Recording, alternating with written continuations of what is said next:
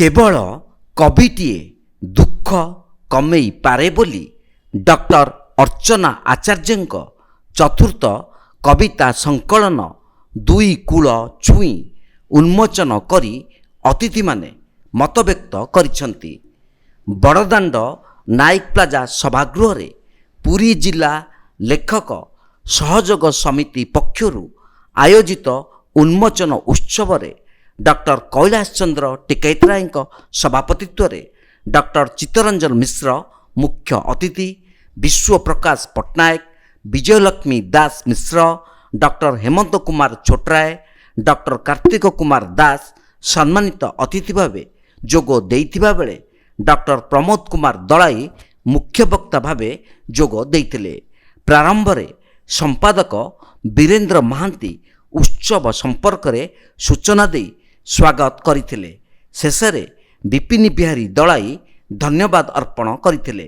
अनंत प्रधान, प्रभासिनी मिश्र, मंदाकिनी पट्टनायक, दयानिधि त्रिपाठी, उमाकांत महापात्र, हेमांगिनी महांती, मीरा महांती, कृष्णचंद्र रथ, कमल कुमार दास, भारती भूषण दास, मिनती मिश्र, सस्मिता मिश्र, मिनती पट्टनायक, सुश्री कृष्णा महापात्र, श्यामप्रकाश सेनापति, आरती जे दास, महेश्वर जेना, सुभाषिनी शतपथी, प्रभासिनी मिश्र, जोगेश्वर प्रहराज उन्मोचित पुस्तकरू कविता पाठ करिथिले।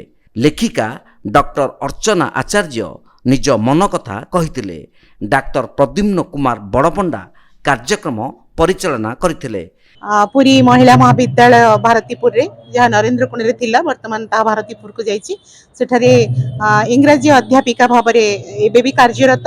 ता सहित 1998 मसीह पुरी आकाशवाणी केन्द्र वरिष्ठ उद्घोषिका कार्यक्रम संचालन करुथिली एवं एमितिरे जातीय स्तर रे अनेक गुडी मोर फीचर जोटा को आमे कहू तथ्य संबलित रूपक ता मध्ये स्थानित होइछि, उच्च प्रशंसित होइछि।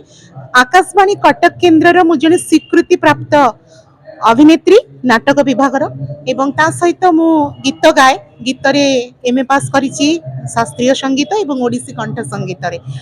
आ लेखा लेखी बहुत करे कहीं जेहेतु मु लिटरेचर छात्री तेणु लेखिबाटा मोर गोटे माने जहाँ को कहती गोटे पैशन एवं से लेखा भितर आनंद पाए, कार्यक्रम संयोजन रे आनंद पाए, मंच संचालन रे मध्य आनंद पाए। तो लेखा लेखी भितर मोर एटा चतुर्थ कविता संकलन। प्रथमटी थिला तथापि अव्यक्त, द्वितीयटी थिला दर्पणर देह, तृतीयटी थिला एका एका रास्ता रे।